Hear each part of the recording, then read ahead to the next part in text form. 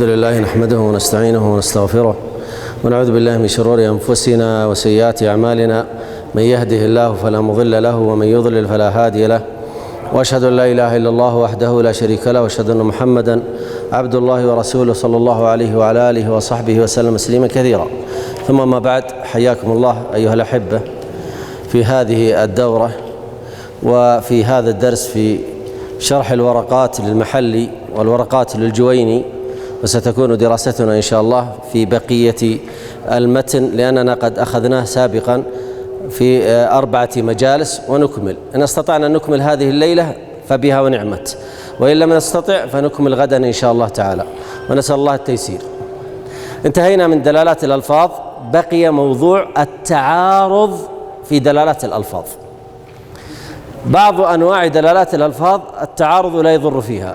سكر ميكروفون ذا وذا الزايدة دي سكرها يا شيخ، ما عندك تسكير له بس خلاص. التعارض في دلالات الألفاظ، فمثلا المجمل والمبين ما بينها تعارض، الظاهر والمؤول ما بينها تعارض، الناسخ والمنسوخ واضحة. إذن التعارض بين ماذا وماذا؟ بين العام والخاص والمطلق والمقيد، لكن المطلق والمقيد يعتبر من العام والخاص، فلذلك لا نناقشه أبدا، نناقش فقط التعارض الحاصل بين العام والخاص. فعندنا كم احتمال في الأدلة أن تتعارض؟ 4 احتمالات. يتعارض عام مع عام، أكملوا. واحد يرفع يده، واحد كمل. أو عام مع خاص، أو عام مع خاص، أو خاص مع خاص، أو خاص مع خاص. بقي عام من وجه، خاص من وجه. إذن صار عندي كم؟ 4 أنواع. إذن التعارض كم نوع؟ 4 أنواع بين عامين خاصين، عام وخاص مطلق، يعني أحدهما عام والآخر إيش؟ والآخر خاص. الرابع عموم وخصوص وجهي. صار عندنا كم حالة؟ 4 حالات. إما أن يكون الدليلان المتعارضان عامين، أو يكون خاصين، أو أحدهما عام والآخر خاص، أو كل منهما عام من وجه خاص من وجه. هذا أصعبها، وسنناقشه الليلة ونوضحه إن شاء الله تعالى. طيب، أما في حالة العامين والخاصين، في حالة العامين والخاصين فعلاجها واحد، مكون من 4 مراحل. نكتب عندك 4 مراحل. المرحلة الأولى الجمع. فإذا جاءني دليل عام ويعارضه دليل عام آخر، فكيف أتعامل معها؟ أعمل الدليلين، أعمل الدليل العام الأول وأعمل الدليل العام الثاني، فأكون قد عملت الدليلين. خلاص؟ طيب، والله ما استطعت أن أجمع بينها، أنتقل المرحلة الثانية وهي مرحلة النسخ. فأقول أبحث هل أحدهما ناسخ الآخر، فأبحث عن التاريخ. فإذا عرفت التاريخ وأن الأول، فيكون الأول منسوخا ويكون الثاني إيش؟ ناسخا. واضح يا شباب؟ طيب، ما وجدت تاريخ، ما استطعت الجمع ولا وجدت تاريخ، أبدأ أرجح أحد الإيش؟ الدليلين، أحد الحديثين، فانتقل إلى الترجيح. طيب، ماذا أصنع؟ أبحث عن المرجحات الداخلية، القرائن يعني، والمرجحات الإيش؟ الخارجية. فقد تسعفني المرجحات الداخلية واكتفي بها، وقد لا أجد، سنأخذ أمثلة عليها. خلاص؟ فماذا أصنع؟ أنتقل إلى ليش؟ مرجحات من الخارج، أدلة أخرى، قرائن أخرى، مقاصد أخرى إلى آخره. طيب، ما استطعت، إيش أسوي؟ أيوة، التوقف.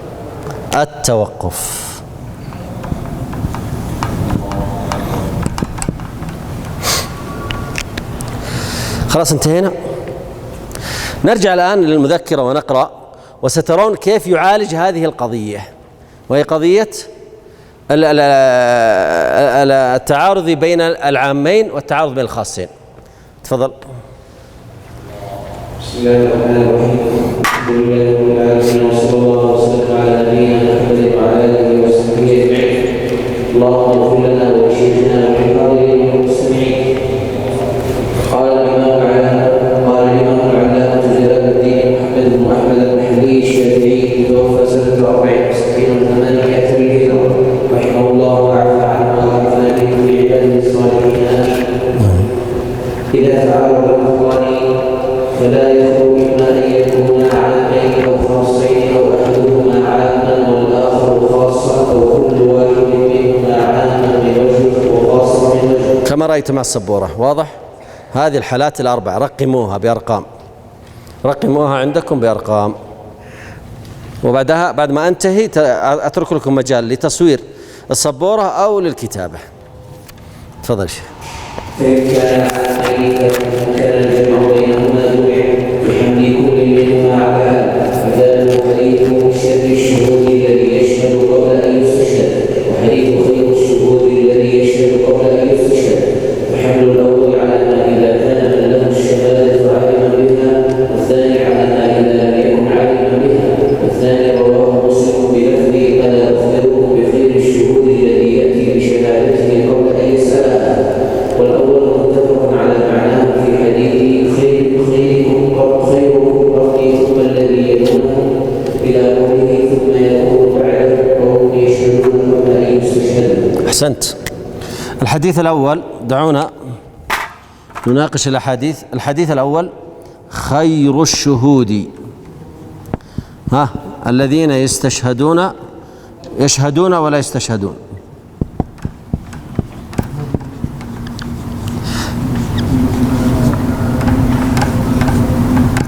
الذين يشهدون ولا يستشهدون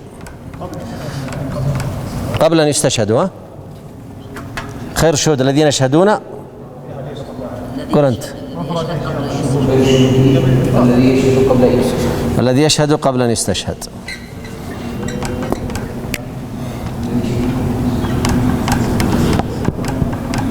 خير ولا شر؟ كله شر وخير، كلها بنفس اللفظ. طيب،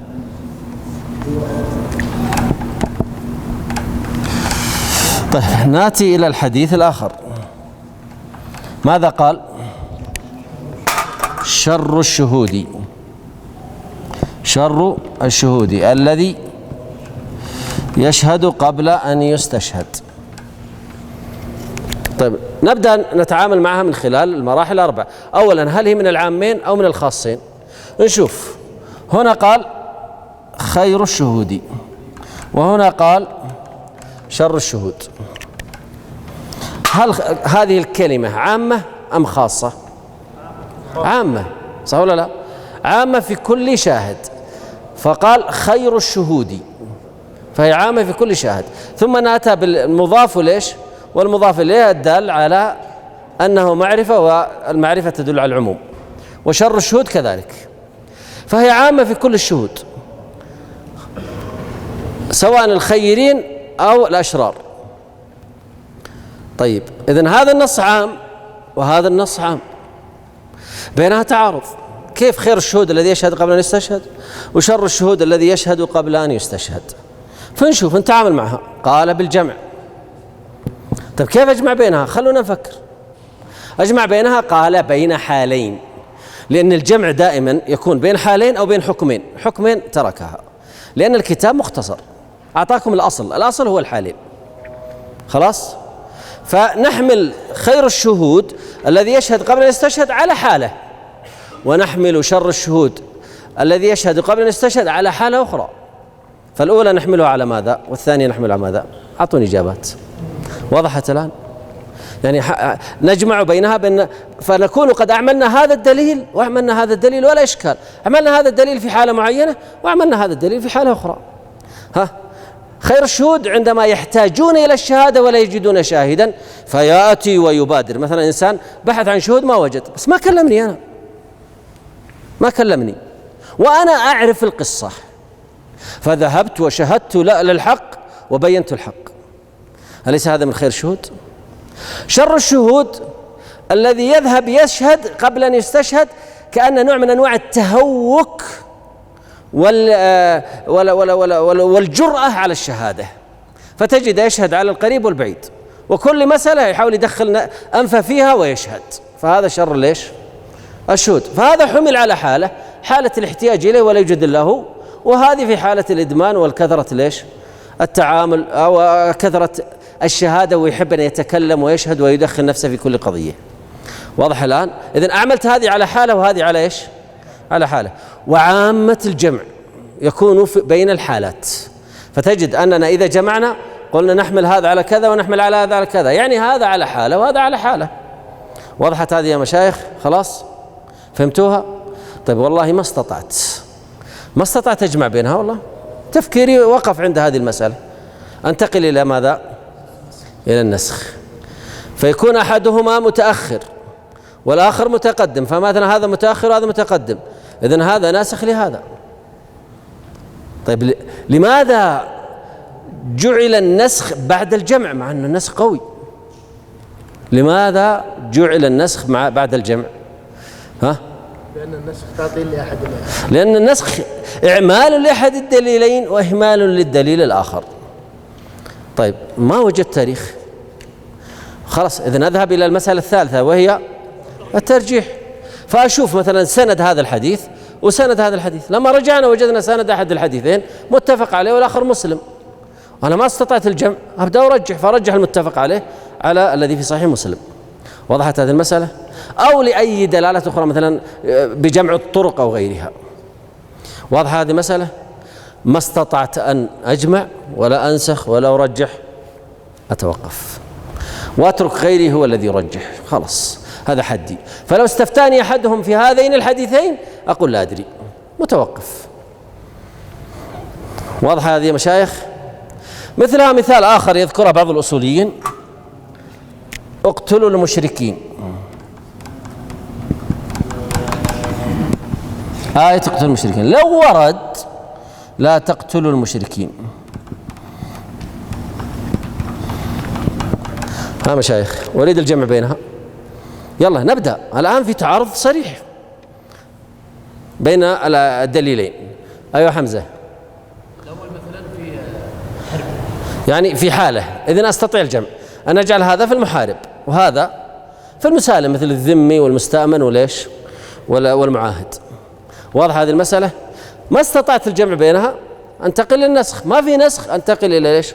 الترجيح ثم التوقف. وهذه عادتنا دائما في التعامل مع الأدلة المتعارضة. واضحة الطريقة يا مشايخ؟ طيب تفضل اقرأ الخاصين، تفضل كمل. قال وإن يمكن الجمع بينهما يتوقف فيهما إن لم يعلم التاريخ، أي إلى أن يظهر مرجح أحدهما، مثاله قوله تعالى: أو ما ملكت أيمانكم، وقوله تعالى: وأن تجمعوا بين الأختين، فالأول يجوز جمع الأختين بملك اليمين، والثاني يحرم ذلك، فرجح التحريم لأنه الأحوط. ماذا صنع المؤلف؟ أول شيء قال الجمع. طيب فإن لم استطع الجمع قال ليش؟ التوقف.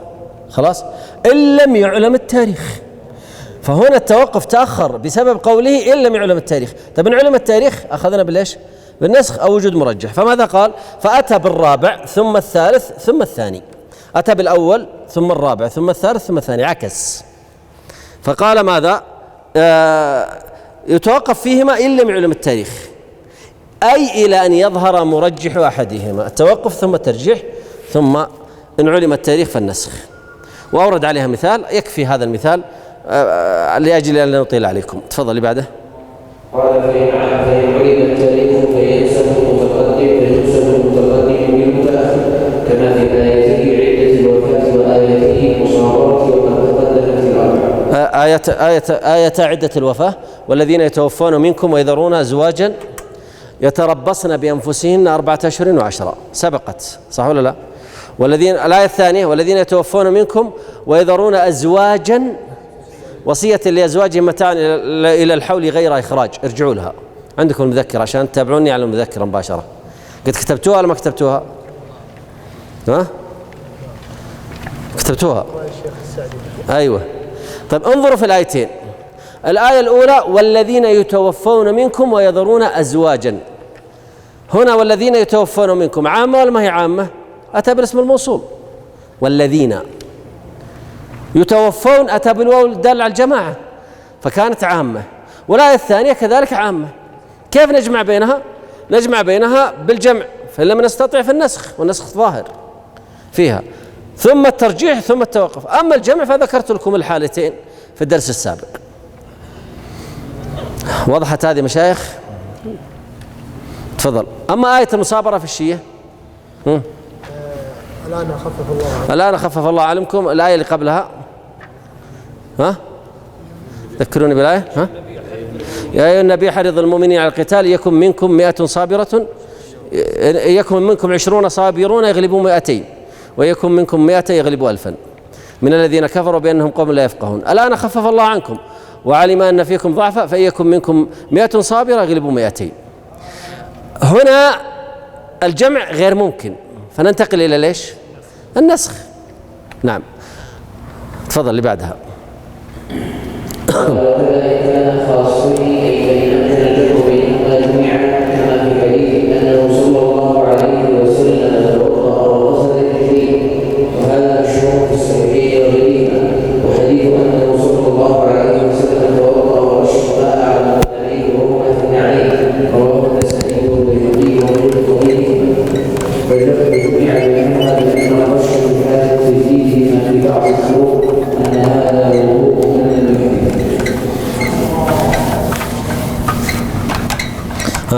الأول يا مشايخ توضأ وغسل رجليه. طبعا جمع بين خاصين. والثاني توضأ ورش الماء على رجليه وليش والنعلين، صح ولا لا؟ طيب نريد أن نجمع بينها. قال الجمع بينها ممكن بأن نجعل الأول لماذا؟ للتجديد. الأول للحدث، وضوء عن حدث، والثاني مع التجديد. خلاص؟ طيب هل عندك قرينة تجعل بهذه على تنبني عليها هاتان الحالتان؟ إذا نقول دائما التعامل في الجمع بالحالات. افهموا معي هذه المسألة. التعامل في الجمع بالإيش؟ بالحالات. فالأولى في حالة الإيش؟ الحدث، والثانية في حالة التجديد. هذا المثال لا يشترط صحته، لا يشترط صحته. لماذا؟ لأن الأصوليين وغيرهم يريدون الأمثلة من باب التوضيح لا من باب التحقيق. يمكن يجيب لك مثال غلط بس لأنها أقرب مثال وأسهل مثال فيأتي به. فهنا نبحث عن مسألة الخصوص. أين الخصوص في هذه المسألة؟ ها مشايخ، غسل رجليه. خلاص، غسل فعل، والفعل يدل على العموم ولا الخصوص؟ الخصوص. هنا رش يدل على ليش؟ الخصوص. فهنا مرة غسل ومرة رش، وكلاهما أفعال، والفعل لا يعم. وهذه أخذناها في درس العموم في وقته السابق. خلاص يا مشايخ، إذا نقول هذا فعل وهذا فعل فتكون أفعال، والأفعال لا تعم فهي من باب الخاص، ويكون نوع من أنواع الجمع بين حالين، حال الحدث وحال التجديد. قد يقول أحدكم لا، في جمع آخر يفعل هذا أحيانا هذا أحيانا. يمكن. مثال دعاء الاستفتاح في الصلاة. مرة استفتح النبي صلى الله عليه وآله وسلم فقال اللهم باعد بيني وبين خطاياي، ومرة استفتح فقال اللهم إني وجهت وجهي. فما رأيكم كيف نتعامل مع هذا؟ نقول يفعل هذا أحيانا وهذا أحيانا. وضحت المسألة؟ أو يفعل هذا في حال الفرائض مثل اللهم باعد بيني وخطاياي، لا بأس أن يفعل الفرائض. أما أني وجهت وجهي في صلاة الليل فتكون هذه على حال وهذه على حال. أو يكون نوع من أنواع التعدد والتنوع في العبادة. واضح هذه المسألة مشايخ؟ إذن هذا هو الجمع بين العامين والخاصين، وفكرتها واحدة. احفظوا لي هذا الترتيب مهم جدا عندما تأتي تبحث المسائل الفقهية، لابد أن تمر بالأربع المراحل. على اتفاق الشيخ بين المذاهب الأربعة؟ لا في اختلاف في المذاهب، في اختلاف في المذاهب. الحنفية يقدمون النسخ على الجمع، والنسخ أحيانا يتقدم على الجمع، النسخ أحيانا يتقدم على الجمع. النبي صلى الله عليه وسلم كان يستقبل بيت المقدس ثم رجع واستقبل ايش؟ الكعبة. طيب قد يأتي واحد يقول لا بجمع بينها. كيف تجمع بينها؟ أجعل هذه في أوقات وهذه في أوقات، هذه في أحوال وهذه في أحوال، وانتهت القضية. وأصير جمعت بينها، فمرة أصلي البيت المقدس ومرة أصلي إلى الكعبة وأكون جمعت بين الأدلة. لكن الجمع هنا، النسخ هنا مقدم على الجمع. إذن نقول ليس كل جمع يقدم على النسخ.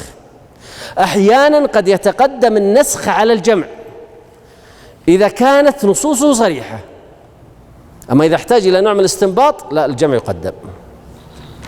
الأصل أن النسخ إذا ثبت بالأدلة الصريحة يقدم النسخ. مثل مسألة استقبال القبلة، استقبال القبلة صريح. طيب الآن خفف الله عنكم وأعلم أن فيكم ضعفاء، يمكن الجمع، ومع ذلك هو نسخ، لأن النسخ إذا كان صريحا نقدم النسخ على ليش؟ الجمع. فأحيانا قد نقدم ليش؟ النسخ. لكن بعض الأحناف يقدمون النسخ على النسخ ثم الترجيح، ثم يجعلون الجمع آخر شيء. طبعا احنا ما لنا دخل، احنا نضبط القاعدة اللي مشى عليها الجمهور والتي عليها مذاهبنا: الجمع ثم النسخ ثم الترجيح ثم التوقف. هذه أفضل شيء. ننتقل الآن إلى العام والخاص، عموم وخصوص مطلق.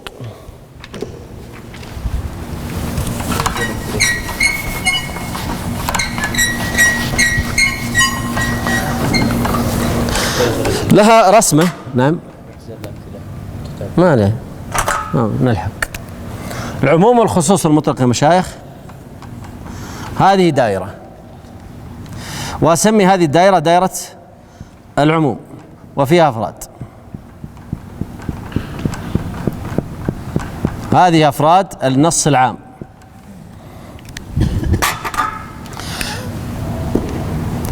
ثم يأتي الخاص يخالف العام في هذه الدائرة.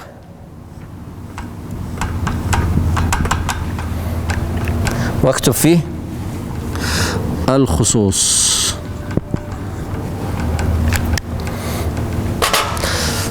مثال عليه: الله عز وجل يقول في القرآن: والسارق والسارقة فاقطعوا أيديهما. ويقول صلى الله عليه وسلم: لا قطع إلا في ربع دينار فصاعدا. هذا النص العام، كل سارق في الدنيا تقطع يده، حتى اللي يسرق ريال واللي يسرق جرام ما وصل إلى دينار، الدينار 4 جرام، خلاص. لكن لما جاء هذا الحديث خصص الآية، فهذا خاص وهذا إيش؟ فهذا فيما دون الإيش؟ ما دون ربع دينار، ما دون ربع دينار هنا، هذا خرج وبقي هذا. فماذا نقول إذا جاءنا دليل عام وآخر خاص مطلقا من كل وجه؟ ماذا نقول؟ نقول يحمل، من يكمل؟ يحمل العام على الخاص، يحمل العام على الخاص. اسمعوا لي في الكتابة عشان نهمله. إذن القاعدة ماذا؟ إذا جاءنا عام مطلق وخاص مطلق فنقول يقدم الخاص على العام، أو يحمل العام على الخاص، فهذا له حكم والباقي له حكم آخر. هذه صورة العموم والخصوص المطلق. رسمتوها خلاص؟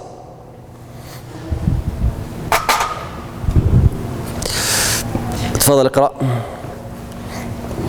قال: وإن يمكن الجمع بينهما ولم يعلم التأليف يتوقف فيهما إلى موضوع وجه لأهلهما. مثاله ما جاء أنه صلى الله عليه وسلم سئل عما يحل للرجل من امرأته وهي حائض فقال: ما هو الإزار.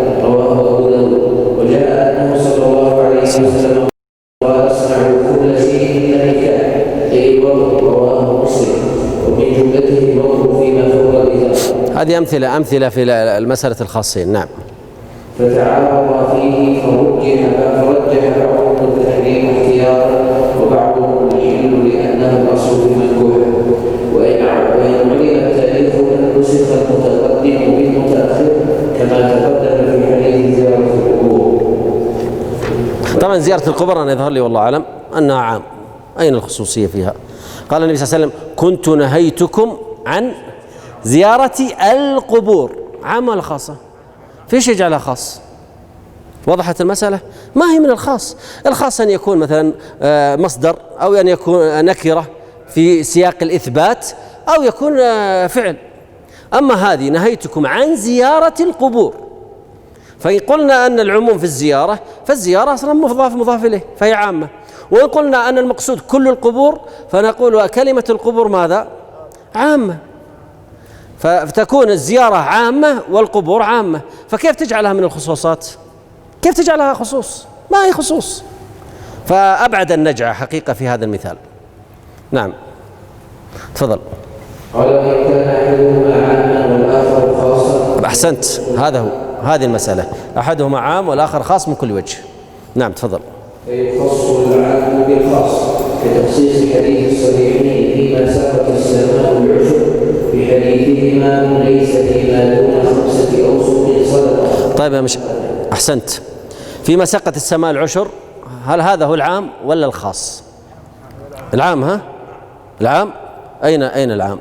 أي كلمة؟ فيما. أحسنت.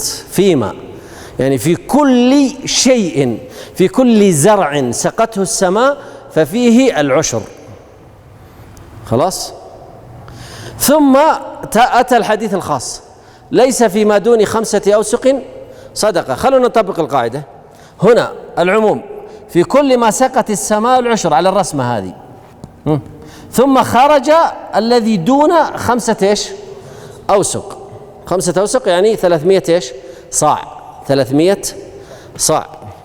فهنا في مكان دون 300 صاع هذا ليس فيه زكاة، خرج بالدليل الخاص. واضح على الرسمة؟ خلاص.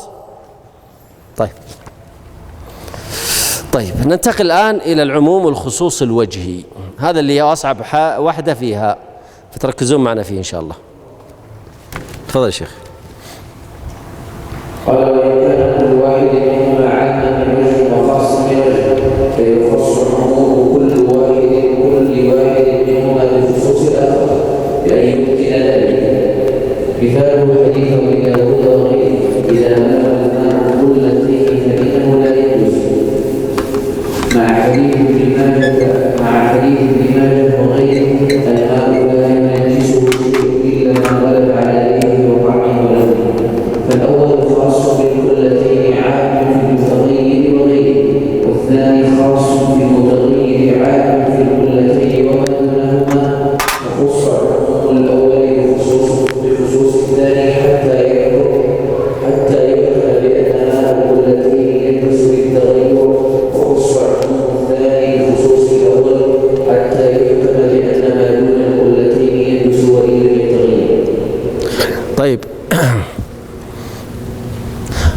ناخذ الحديثين ونرى كيف نتعامل معها. الحديث الأول: إذا بلغ الماء قلتين لم يحمل الخبث. مكتوب عندك فإنه لا ينجس.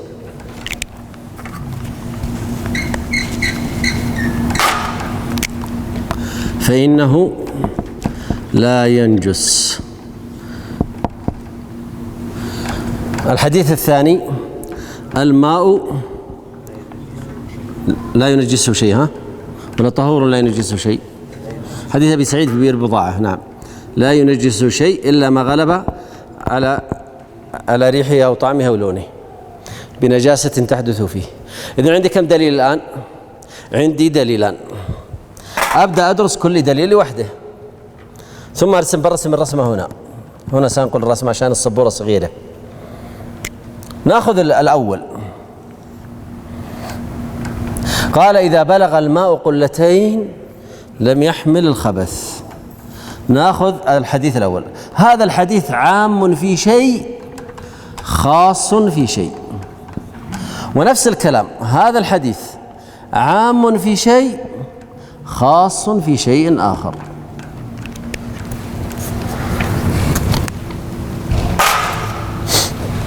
وضحت معي؟ هذا الدليل الأول عام، ولا خليكم تقرؤون، اقرأوا السطرين اللي كتبها حول الحديثين وبينوا أين العام والخاص فيها، يلا عشان تحركون معي. في الأول لحظة اقرأوها، أنا أبغاكم بس هذا الحديث، اتركوا هذا بس. طبعا أختلف في العبارات معه، أظن فيه اختلاف، إما أن الأخ الذي جاء يحقق الكتاب أخطأ في بعض العبارات فأربكنا شوي. أيوة أنت. الحديث الأول عام في الماء. عام في الماء. خاص في قلتين. خاص في القلتين. إذن هذا الحديث الأول عام في الماء، تغير في الماء، تغير الماء، أو أحسن نقول الماء المتغير وغير المتغير. هذا عام في الماء المتغير وغير المتغير. كم فرد من أفراد الماء هنا؟ فردان، متغير وغير إيش؟ متغير، هذه أفراده. طيب، وخاص في ماذا؟ فيما دون القلتين.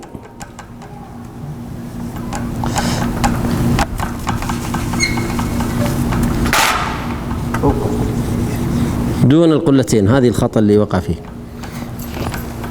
وضحت يا مشايخ؟ بدلالة ماذا يا مشايخ؟ مفهوم الحديث، بدلالة مفهوم الحديث وليس بدلالة منطوق الحديث. مفهوم الحديث، منطوق الحديث إذا بلغ الماء قلتين لا ينجسه شيء. مفهومه أنه إذا لم يبلغ قلتين تنجس بمجرد ملاقاة النجاسة وإن لم يتغير. واضح الآن؟ فالتركيز هو ليس على منطوق الحديث إنما على مفهومه، ولذلك هو خاص فيما دون القلتين. الماء لا ينجسه شيء، الماء لا ينجسه شيء، هذا عام في الماء الذي يكون فوق القلتين ودون القلتين.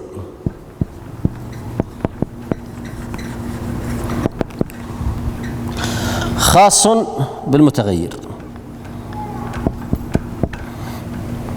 خاص بالإيش؟ بالمتغير، لأنها ذكر الطعم واللون والريح. طيب، نريد أن نعمل لها رسمة زي رسم الدائرة حقت العام والخاص المطلق توضحها. خلينا نفكر في الرسمة دي. أيوة، اسحب السبورة صوبك، زد جزاك الله خير. خلاص، كيف نسوي؟ نروح أول شيء ناخذ هذه وننزلها على شكل دوائر. فناخذ الدائرة الأولى حديث القلتين. حديث القلتين عام في المتغير وغير المتغير، صح ولا لا؟ فنكتب هنا الحديث عام في المتغير، هذا واحد، وغير المتغير. يعني وقعت نجاسة فأصبح المتغير، إيش معنى المتغير؟ وقعت نجاسة في الماء فأصبح الماء قد تلون بلون النجاسة، أو عندما يذوق الإنسان يجد فيه طعم النجاسة، أو يجد فيه رائحة النجاسة. هذا المتغير. أما غير المتغير فمثلا قطرة دم نزلت في سطح الماء كذا، نزلت قطرة دم، الدم نجس بالإجماع، فنزلت هذه القطرة في هذا السطل الكبير، خلاص، وذابت في السطل وذهبت مع الماء، لا وجدنا لها طعم ولا لون ولا رائحة. لكن هذا السطل دون القلتين، القلتان كبيرتان، وقاسها الحنابلة بذراع وربع طولا وعرضا وارتفاعا، كبيرة جدا. واضح الفرق؟ فالقلة، حديث القلتين إذا بلغ الماء قلتين إذا لقى النجاسة لا ينجس، هذا عام في المتغير وغير ليش المتغير، لكنه خاص فيما دون القلتين. خلاص. حديث بضاعة اللي هو الثاني، هذا الحديث نعمل له دائرة، هو عام فيما فوق القلتين ودون ليش القلتين. خلاص.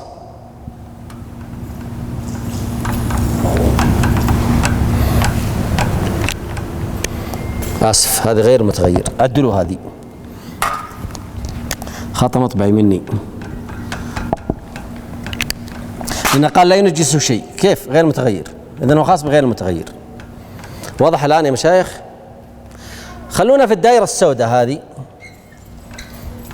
إذن هذا عام فوق القلتين ودون القلتين وخاص بغير المتغير. نجي نطبق الكلام هنا. عام في القلتين ودون القلتين. دون القلتين موجود داخل الدائرة، موجود، وأيضا في ماذا؟ في القلتين. خاص بغير المتغير، ولكن هل يدخل فيه المتغير؟ لا، ما يدخل فيه، ولذلك أنا أخطأت وأعدلها الآن.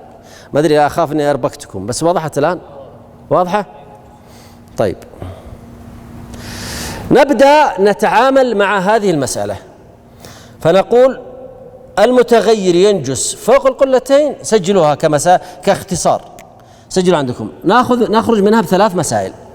هذه مسألة، وهذه مسألة، وهذه ماذا؟ مسألة. فنقول المتغير ينجس مطلقا. 2، فوق القلتين لا ينجس إلا بإيش يا مشايخ؟ إلا بالتغير. يبقى عندي مسألة، وش هي؟ غير المتغير دون القلتين. قطرة دم سقطت في سطل كبير وليس فيه إيش؟ ولم يصل إلى القلتين. هذه إن قلنا أنه ينجس خالفنا حديث القلتين، وإن قلنا أنه لا ينجس خالفنا حديث ليش؟ بئر بضاعة. ففيه إشكال، فتحتاج هذه الوسطى ونكتبها لكم هنا، لأن ما عاد في مجال إلا نكتبها هنا. لم يتغير وهو دون قلتين.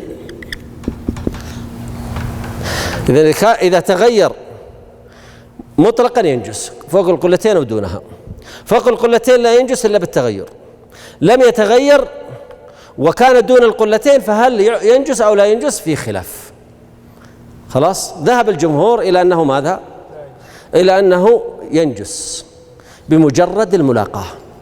شيخ الإسلام ابن تيمية وتبع جمع من علماء المسلمين ذهبوا إلى أنه لا ينجس إلا بالتغير، والخلاف طويل وسالفة في هذه المسألة، وهذه من المسائل التي تأخذونها في بدايات دراستكم للفقه، وهي بهذا الشكل.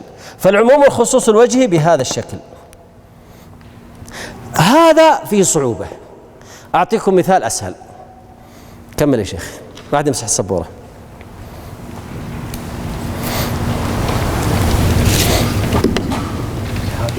كلها امسح السبورة كلها. قال بين ذلك تخصيص عموم كل منهما بخصوص الآخر احتيج إلى الترجيح بينهما فيما تعارض فيه.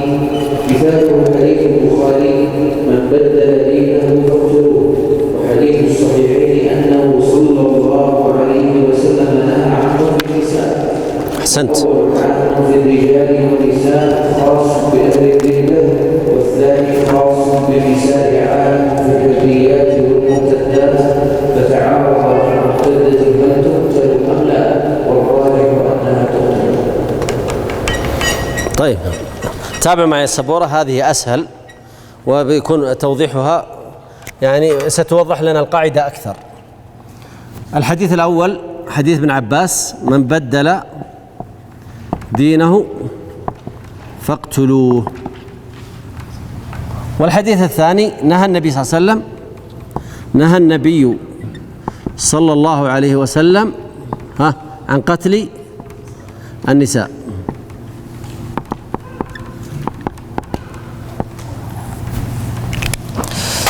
الحديث الأول من بدل دينه فاقتلوه، خلونا نبدأ به لوحده.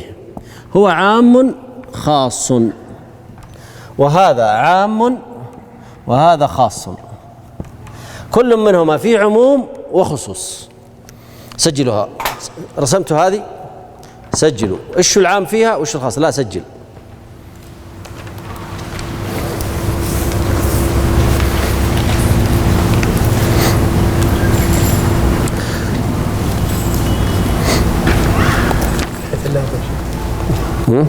كتبتوها؟ اكتبوها، اكتبها في المذكرة. اكتب ايش العام فيها وايش الخاص فيها. من بدل دينه اقتلوه، عام في كذا وكذا، خاص في كذا. الحديث الثاني نهى عن قتل النساء، عام في كذا خاص في كذا. يلا سجلوها.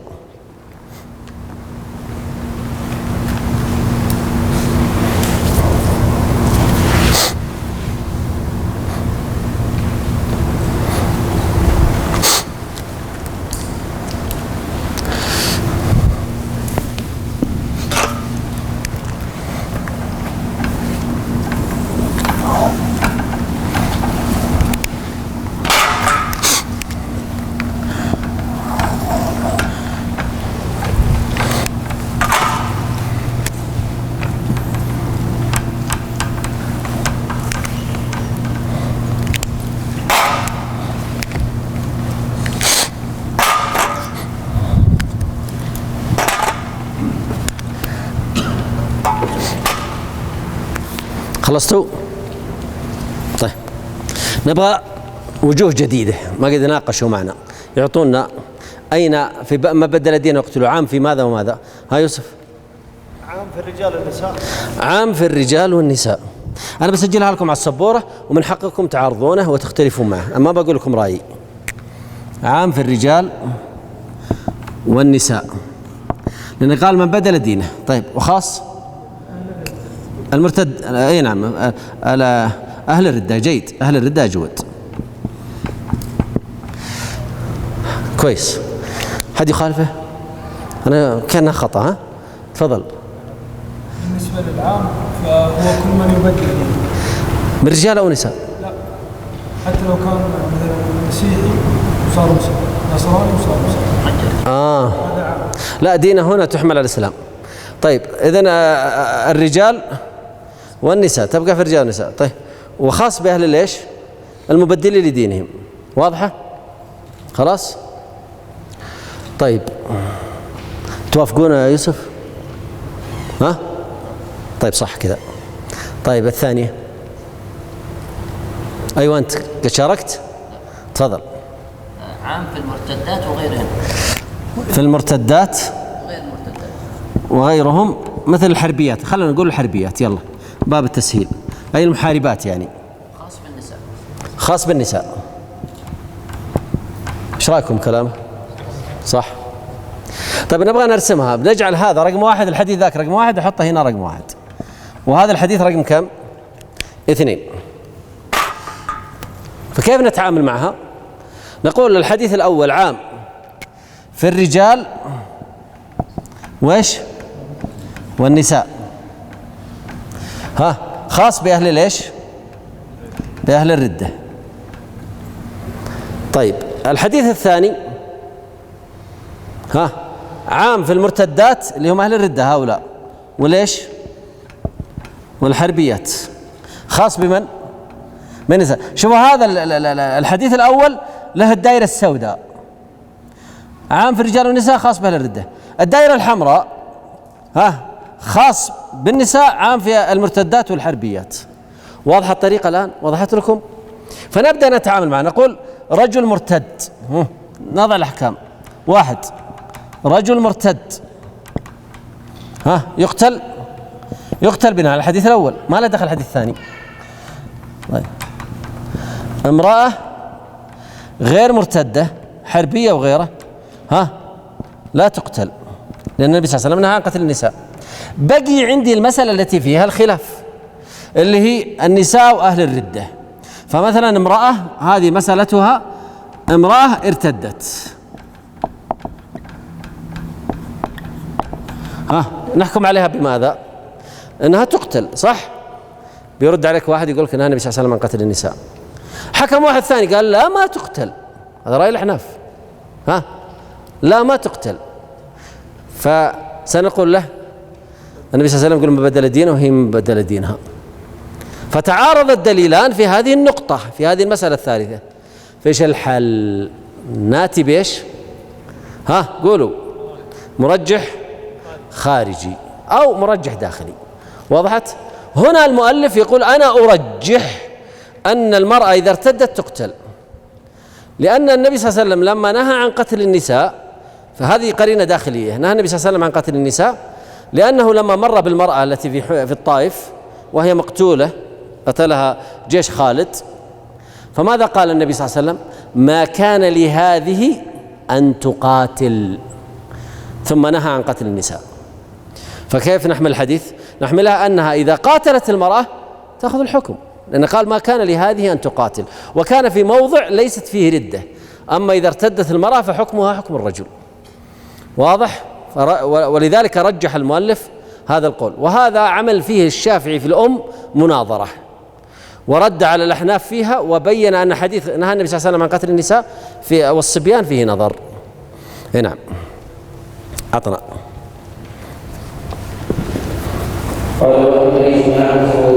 انتهى. أحسنت، يكفي. أين وصلنا؟ انتهى من الدلالات الألفاظ، وانتقل إلى الدليل الثالث وهو الإجماع. انتقل إلى الدليل الثالث وهو الإجماع. الإجماع ايش تعريفه؟ تفضل. قال أما الإجماع فهو اتفاق علماء أهل العصر على حكم الحادثة فلا يعتبر إطلاق العوام له. أخي يكفي. ايش تعريف الإجماع؟ واحد يمسح السبورة يا مشايخ، غير الأول، غيره واحد ثاني، كل مرة واحد يمسح. رسمتوا هذه؟ هذه ثلاثة. ثلاثة. المرأة المرتدة. المرأة المرتدة لهذه، ايوه هذه يبغى لها مرجح خارجي. دائما احنا نتعامل في الطريقة فقط، اما الحكم الشرعي الراجح انها تقتل، وهذا ما حققه الإمام الشافعي اليوم.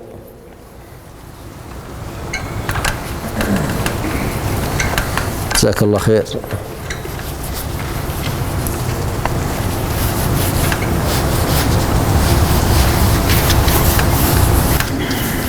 جزاك الله خير. خلاص.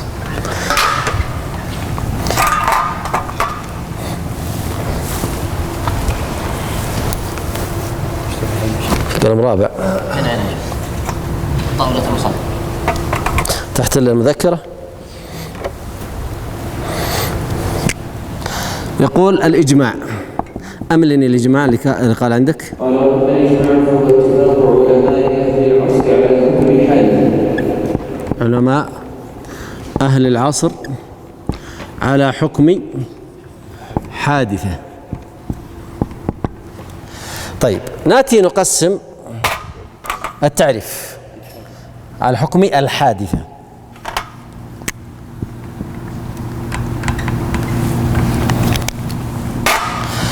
نأتي نقسم التعريف. اتفاق علماء أهل العصر على حكم الحادثة. نريد أن نرى في كل كلمة، أول شيء نفهم الفكرة، أن يجتمع أهل العصر مثلا عام 1441 اجتمع علماء المسلمين المجتهدون من علماء المسلمين، اجتمعوا وأجمعوا على حكم حادثة، مثلا زي التصوير بالكاميرا هذا، أجمعوا على حكم مثلا هذا الميكروفون واستخدام الميكروفون في الدروس أو في الصلاة ونحوها، واجمعوا على الإباحة.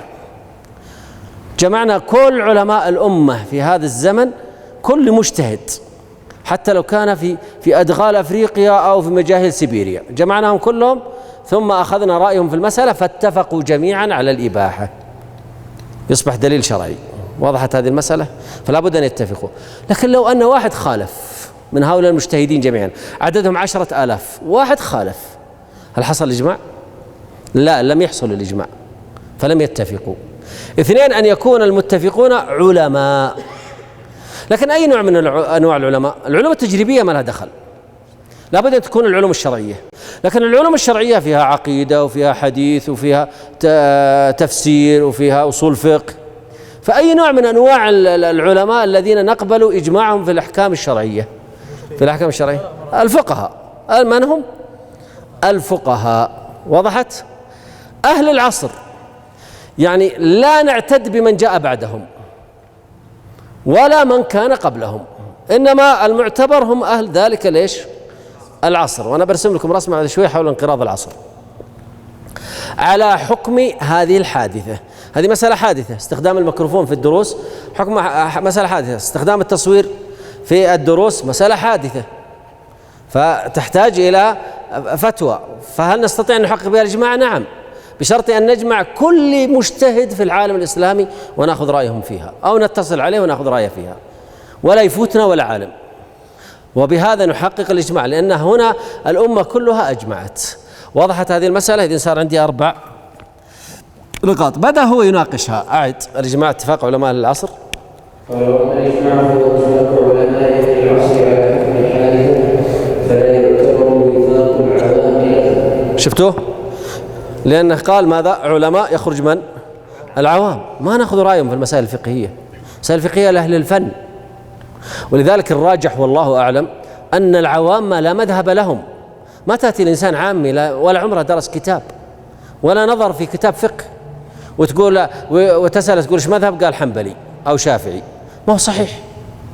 هذا يأتي عند أحد المشايخ يسأل: يا شيخ ايش حكم كذا؟ قال له جائز، فعلها، قال حرام، تركها، بس. أما أن نجعله متمذهب، المتمذهب لا بد أن يدرس متنا من متون المذهب. يعني مثلا عندنا في المذهب الحنبلي يتقن متن الزاد مثلا من أوله إلى آخره، نسميه حنبلي. أما واحد ما تسأل تقول لا، يقول لك أنا حنبلي، فتسأل فتقول له: أي كتاب من كتب الحنابلة؟ اذكرنا اسم كتاب من كتب الحنابلة، اذكرنا اسم عالم من علماء الحنابلة. ما يعرف، ثم يدعي أنه حنبلي. لا، ما أنت حنبلي. الحنبلي هو الذي درس المذهب، سواء درس قولا واحدا في المذهب أو حرر القول بأدلته أو عرف أوجه المذهب أو اجتهد وأصبح مجتهدا داخل المذهب، مجتهد منتسب للمذهب، فهذا نسميه ماذا؟ متمذهب. فنقول العوام لا دخل لهم في الإجماع، الإجماع للعلماء وليس كل العلماء. تفضل. قال: نعني بالعلماء الفقهاء فلا يعتبر موافقة الأصوليين له. إذا كان عندنا أصولي لا يفهم في الفقه شيء فهذا لا نأخذ برأيه في ولا يدخل مسألة، ما يدخل في الإجماع أبدا. لأن بعض الأصوليين متقن جدا لأصول الفقه لكن ما يعرف في الفقه شيء، وبعض الفقهاء متقن جدا للفقه لكن ما يفهم في الأصول شيء. فهذا لا يعتبر في الأصول في الإجماعات الأصولية، وهذا لا يعتبر في الإجماعات الفقهية. لكن من استطاع أن يجمع بين التمكن في الأصول والتمكن في الفقه كان من المجتهدين. نعم. قال: ونعني بالحادثة الشرعية. هنا أي حادثة؟ حكم الشرعي في الحادثة المعينة، الحكم الشرعي. واضح؟ ولذلك المفروض أن تكون أهل العصر على حكم شرعي. نعم. لأنها محل نظر الفقهاء بخلاف اللغوية مثلا، فإنها يجمع فيها علماء اللغة. وإذا أجمع علماء اللغة ما عندنا مشكلة، يقبل إجماعهم ويعتبر حجة. نعم. وإجماع هذه الأمة في حجة دون غيرها لقوله. أيوة. هل نأخذ برأي اليهود والنصارى في بعض المسائل العلمية؟ نأخذ برأيهم في المسائل الشرعية؟ لا، ما لهم دخل. هؤلاء اليهود والنصارى لا يأخذ بها، لكن لا بأس أن نأخذ برأي الكفار من علمانيين أو يهود أو نصارى أو هندوس أو بوذيين في المسائل العلمية التجريبية، مثلا في قانون في الفيزياء أو قانون في الرياضيات، عادي خذ بإجماعهم ما في مشكلة، لأن لا بأس أن يدخلوا في هذا. أما أن يأتي فيفتي في مسائل البيوع وهو نصراني، لا، فلا نقبل إلا إجماع علماء هذه الأمة، أمة محمد صلى الله عليه وسلم، المسلمون فقط. نعم. قال: وإجماع هذه الأمة حجة دون غيرها لقوله صلى الله عليه وسلم: لا تجتمع أمتي على ضلالة. مرت مرحلة من مراحل التاريخ أن كل الأديان النصرانية كلها تقول بالتثليث. الأرثوذكس والبروتستانت والكاثوليك كلهم يقولون الله ثالث ثلاثة. فهل هذا إجماع؟ نقول لا، ما هو إجماع، لأنه ليس إجماع أمة محمد. هذا إجماع من؟ إجماع النصارى، وإجماع النصارى غير معتبر. اليهود ينكرون نبوة عيسى ونبوة محمد صلى الله عليه وسلم، فهل يعتبر إجماعهم؟ لا، الإجماع المعتبر هو إجماع أمة محمد صلى الله عليه وسلم فقط. نعم. والدليل لا تجتمع أمتي على ضلالة. طيب، هذا الحديث ضعيف، فلماذا استدل به واعتمده؟ لأن الأصوليين والفقهاء يعتمدون الحديث الضعيف. بعض الناس ما فيه حديث صحيح أخذ به في الأحاديث في الأحكام الفقهية، أما أي حديث ضعيف أرفضه. هذا غلط. أبو حنيفة ومالك والشافعي وأحمد كما ذكر ابن القيم في إعلام الموقعين أنهم كانوا يأخذون بالحديث ليش؟ الضعيف، ويعملون به ويقدمونه على القياس، وخاصة أبو حنيفة يقدم الحديث الضعيف على القياس. الإمام أحمد ورد عنه هكذا وهكذا، أن مرة قدم القياس ومرة قدم الحديث الضعيف. فالحديث الضعيف يعمل به، من قال ما يعمل به؟ ثم ما ذكره السلف سواء أبو داود أو الترمذي أو النسائي أو ابن ماجه أو أحمد أو غيرهم من أئمة الإسلام، ما ذكروا الحديث الضعيف إلا ولهم مقصد فيه لابد، وبوبوا له أيضا للحديث الضعيف، فدل على أنه معتبر حديث ضعيف وله تأثيره، لكن له مكانته، له مكانه. يعني لو خالف الحديث الصحيح لقدم الحديث الصحيح، ولا أريد أن أفيض في هذا. نعم.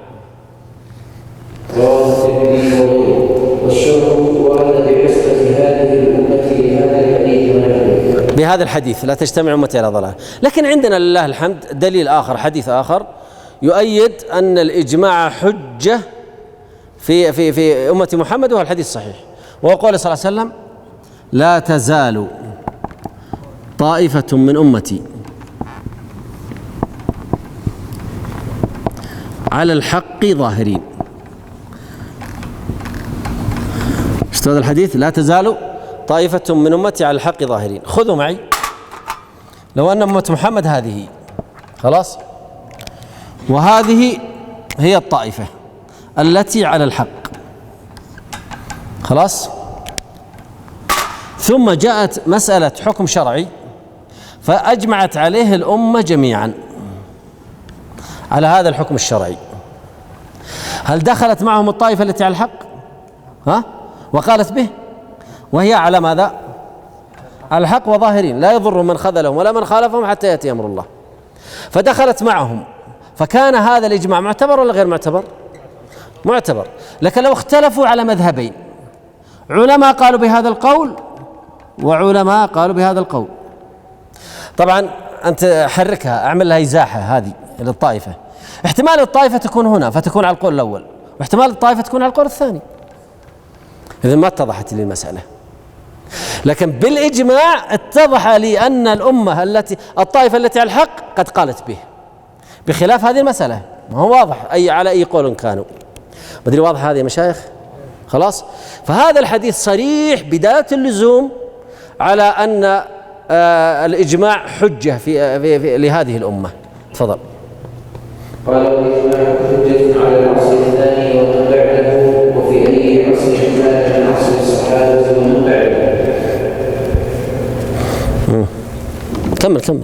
ولا يشترط في تدبيره انقراض العصر وأن يكون. أحسنت، يكفي.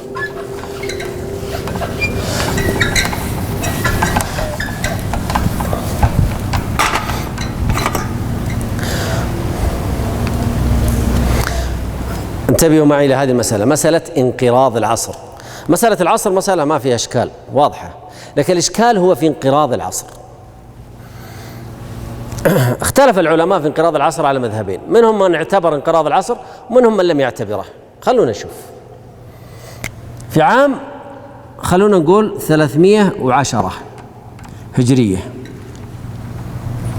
خلاص، عام 310 هجرية أجمع علماء تلك السنة، خلونا نقول في شهر 6 أجمع علماء تلك السنة على حادثة معينة، على حكم، خلونا نقول أنه مباح مثلا. الذين قالوا لا نشترط انقراض العصر قالوا في شهر 6 عام 310 أجمعوا، وجاء أحد العلماء الكبار مثل الإمام ابن عبد البر أو ابن المنذر أو غيرهم وقال أن الأمة أجمعت، وقرر هذا الإجماع وأثبته في شهر 6 310. جاء واحد من هؤلاء العلماء في شهر 7 310 وخالف هذا الرجل خالف. نقول قد تحقق الإجماع وما هو على كيفك تخالف، أنت خرقت الإجماع وتأثم. عرفتوا الآن؟ ليه؟ لأن بمجرد أن حصل الإجماع حصل إجماع الأمة وتقرر. هذا معنى عدم انقراض العصر. طيب انقراض العصر ايش معناه؟ انقراض العصر معناه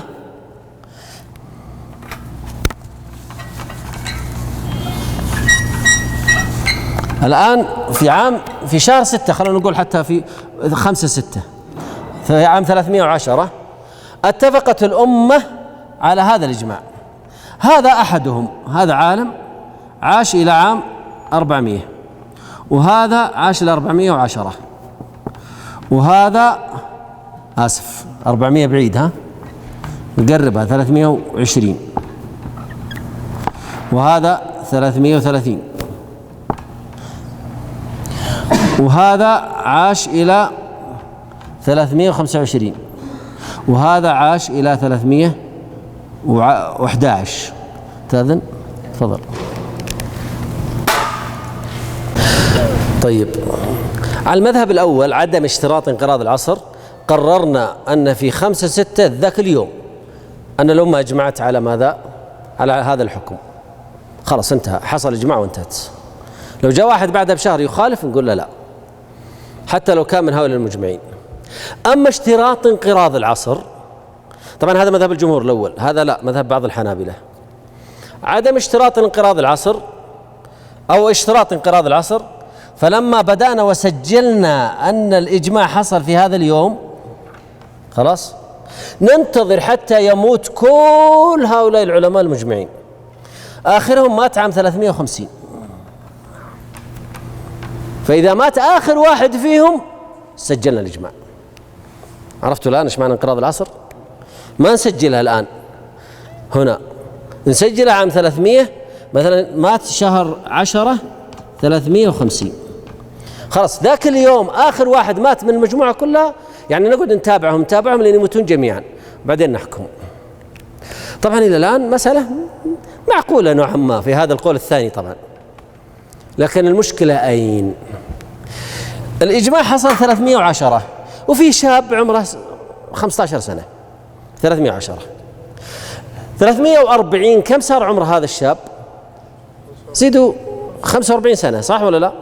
45 سنة وأصبح من علماء الأمة المجتهدين. متى أصبح عالم من علماء الأمة المجتهدين؟ هنا أصبح هذا مجتهد.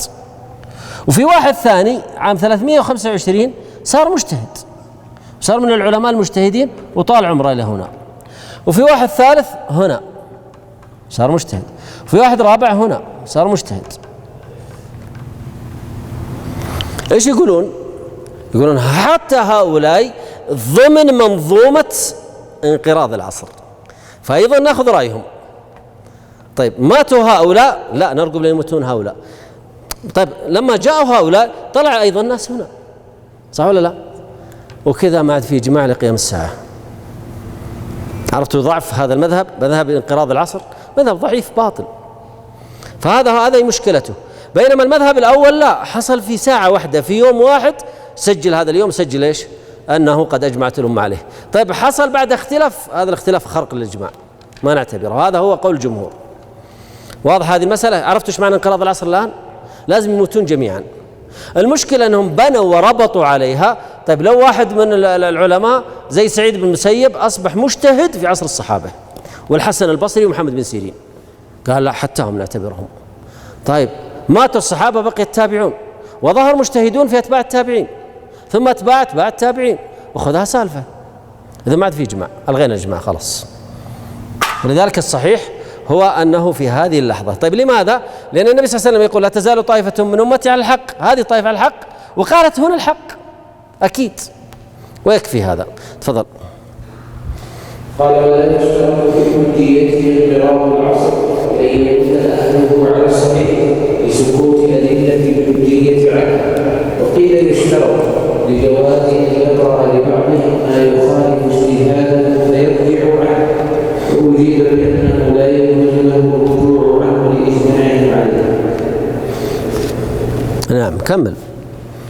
فإن كنا انقراض العصر شرط فيعتبر في اعتبار الإجماع قول من ولد في حياته اللي بالخط الأزرق، اللي أمامكم بالخط الأزرق، وضحت؟ نعم. فإن قلنا انقراض العصر شرط فيعتبر في اعتبار الإجماع قول من ولد في حياته وتفقه وصار من أهل الاجتهاد، ولهم على هذا القول أن يرجعوا عن ذلك الحكم الذي أدى اجتهاده به. نعم. ولذلك الصحيح أنه لا يشترط انقراض العصر، وهذا قول جمهور علماء الأصول. نعم. قال والإجماع يصح بقولهم وبفعلهم، كأن يقولوا بجواز شيء أو يفعلوه فيدل فعلهم له على جوازه لعصمته كما تقدم.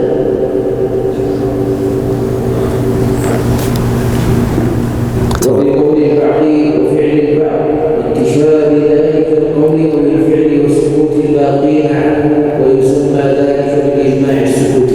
طيب، هذه مسألة أن الإجماع 4 أنواع، سجلوها معي في الحاشية وفي الصفحة المقابلة. أن يقوله الجميع، جميع العلماء، والسند إليهم متواتر. أمران: أن يقوله جميع العلماء كلهم يتكلمون، أو أن يتكلم به جميع العلماء والسند إليه متواتر. الثاني: أن يتكلم به جميع العلماء والسند إليهم أحد أو إلى بعضهم أحد.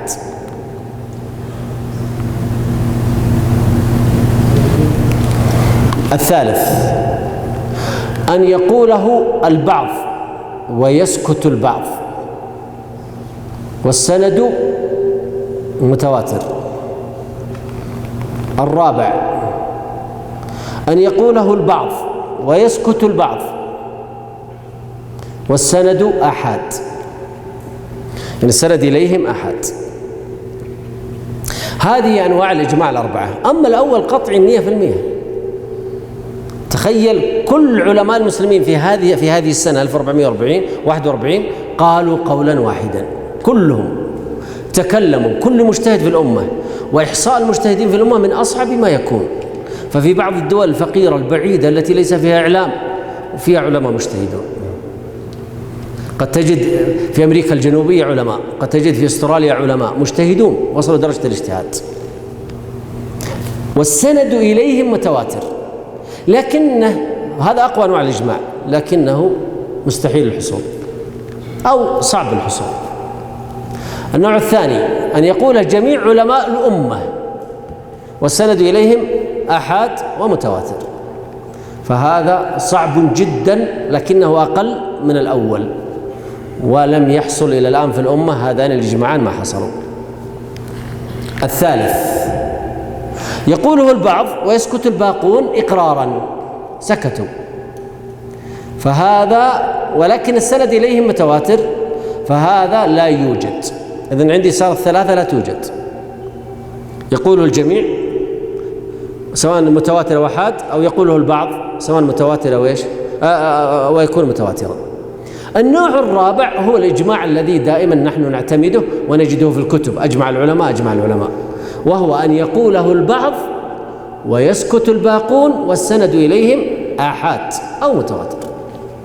هذا النوع الرابع هو الإجماع الموجود في كتب الفقه، والذي قرره مثلا ابن المنذر في كتابه الإجماع، أو قرره مثلا ابن جرير الطبري، أو قرره الإمام ابن عبد البر، أو قرره ابن حزم في مراتب الإجماع، أو ابن القطان أو غيرهم، ذكروا هذه الإجماعات. فهذه الإجماعات هي المقصود بها النوع الرابع: أن يقولها البعض ويسكت البعض والسند إليهم أحد. وهذا اسمه الإجماع السكوتي، ودرجته ظني، لا يصل إلى درجة القطعية مثل الإجماع ليش؟ مثل الإجماع الأول والثاني والثالث. وضحت يا مشايخ؟ إذن نقول الإجماعات الموجودة في الكتب كلها بهذا الشكل. النوع الرابع هو الإجماع السكوتي، يعني يقول البعض ويسكت البعض، أو يفعل البعض ويسكت البعض، والسند إليهم إما متواتر أو أحاد. انتهينا من الإجماع، ننتقل إلى باب جديد، وهو هل قول الصحابي حجة أو ليس بحجة؟ تفضل يا شيخ. قال قول الواحد من الصحابة ليس بحجة على غيره على القول الجديد، وفي القديم حجة لحديث أصحابي كالنجوم بأيديه مقتديت وأجيب بالضعف. وضعيف جدا.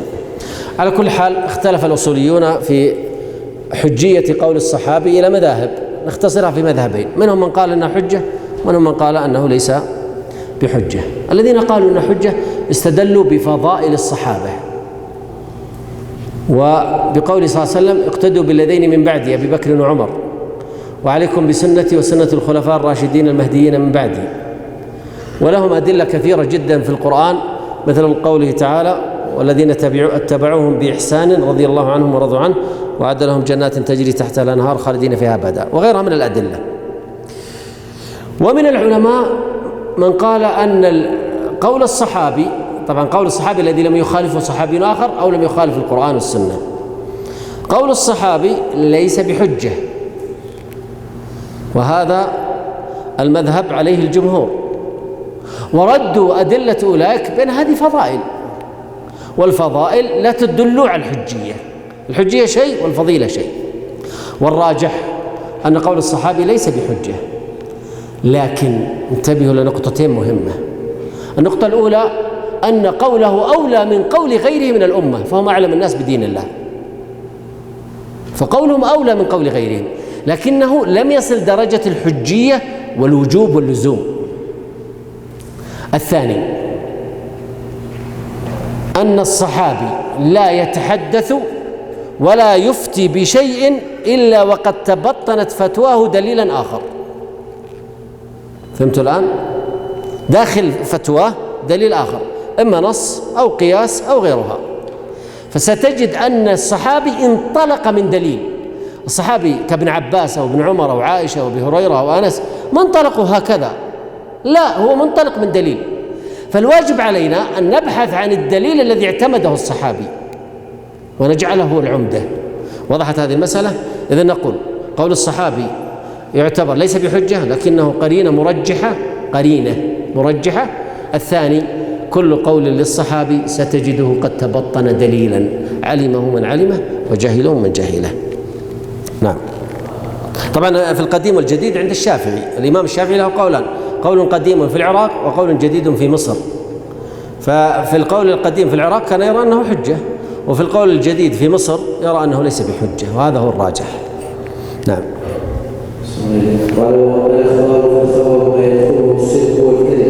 لما انتهى من الحديث عن القرآن والسنة والإجماع، الآن يبغى يركز على قضية المتن والسند، ووضع فيها قاعدتين بسيطة، وإلا هي موضوع كبير جدا، فنأخذ هاتين القاعدتين بسرعة. ايش الخبر؟ تعريف الخبر. الخبر ما يدخله الصدق والكذب. الخبر يختلف عن الإنشاء، وقد أفرد الإمام القرافي في كتابه الفروق في القاعدة الثانية وفي الفرق الثاني فروقا عدة بين الخبر والإنشاء، تراجعون هناك. أفضل من كتب فيها هو الإمام القرافي وهو مالكي، أفضل من كتب في مسألة الفرق بين الخبر والإنشاء. الخبر أن يخبرك بأمر حصل أو سيحصل، بينما الإنشاء يأمرك، ينهاك، يستفهم. إذن في فرق بين الخبر والإنشاء. فمثلا كيف حال أخيك؟ قال أخي طيب. الأول إنشاء والثاني خبر، أخبره عن حال أخيه، فهذا هو معنى الخبر. لكن الخبر يحتمل أمرين، إما الصدق أو الكذب.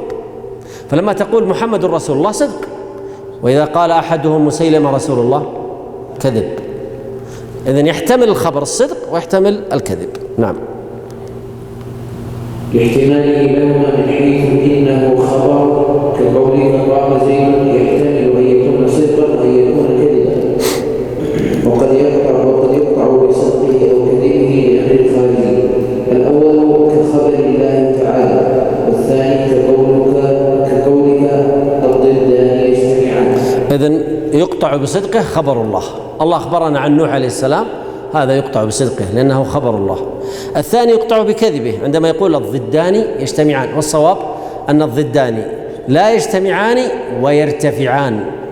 وضحت الآن؟ عندنا النقيضان، من يقول لا يجتمعان ولا يرتفعان، مثل العدم والوجود، الوجود والعدم. بينما الضدان لا يجتمعان ولكنهما يرتفعان لاختلاف الحقيقة. هذا هو الضد، مثل الألوان. فلما يكون في نقطة معينة لون معين أبيض، معناها يرتفع الأحمر، فإذا وضعنا الأحمر يرتفع الأبيض. إذن يجتمعان لا يجتمعان، لكن يرتفعان ويأتي الأخضر. وضح الآن؟ نعم. قال والخبر ينقسم إلى قسمين: آحاد ومتواتر. فالمتواتر ما يوجب العلم، وهو أن يروي جماعة لا يقع التواطؤ على الكذب عن مثله، وهكذا إلى أن ينتهي إلى المخبر عنه، فيكون في الأصل عن مشاهدة أو سماع لا عن اجتهاد. أحسنت. حطوا عليها، ضعوا للمتواتر شروطا. الشرط الأول إيش قال المؤلف؟ المتواتر ما يجب العلم. يجب العلم هذا ثمرة.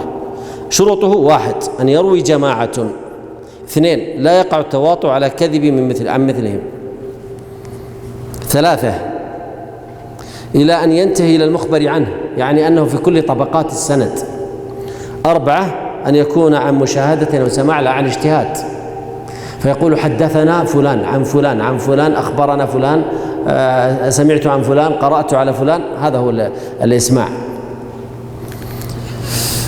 ذكره الإخبار عن مشاهدة مكة. أكمل. كالإخبار عن مشاهدة مكة أو سماع خبر الله تعالى من النبي صلى الله عليه وسلم، بخلاف الإخبار عن مجتهد فيه كإخبار الفلاسفة بقدر العالم. نعم. أنا أعطيكم مثال واقعي. خطيب في إحدى المساجد كان يخطب، ثم فجأة سقط الخطيب. فجاء أحدهم، أنت لم تحضر في هذا المسجد، فجاء أحدهم وقال لك اليوم الجمعة الخطيب على المنبر خطب، وأثناء الخطبة الأولى سقط مغمى عليه، حملناه وذهبنا به المستشفى، توفي. خلاص؟ فالخبر الآن محتمل، يحتمل الصدق ويحتمل الكذب. طيب، جاء واحد ثاني وقال لك الخطيب اليوم سقط عن المنبر وحملنا المستشفى ومات. ايش يسوي لك انت داخلك؟ يعطيك قوة، صح ولا لا؟ في الصدق. جاك ثالث ورابع وخامس وسادس وعاشر، وكلهم ليس بينهم علاقة أصلا، هذا من وادي وهذا من وادي. يصبح عندك يقين ولا ما يصبح عندك يقين؟ لو جاءك بعد ما جاءك 50 رجلا كلهم يخبرونك وليس بينهم أي علاقة ولا تواطؤ، يعني اتفاق داخلي على هذا الأمر. طيب، بعد 50 جاك واحد قال أنا صليت في المسجد وما حصل هذا الشيء، صلى بنا وراح البيت. خلاص، نصدق ولا نكذبه؟ كذب لنا، أصبح يقين. وضحت هذه المسألة مشايخ؟ إذن المتواتر يوجب العلم 100%، وهذه طريقته، لا يكون بينهم تواطؤ على الكذب. أما إذا كان عن اجتهاد وتفكير هذا موضوع آخر. احنا المتواتر في الأخبار وليس في الاجتهادات. نقف هنا ونكمل بعد الصلاة إن شاء الله الصفحة 14.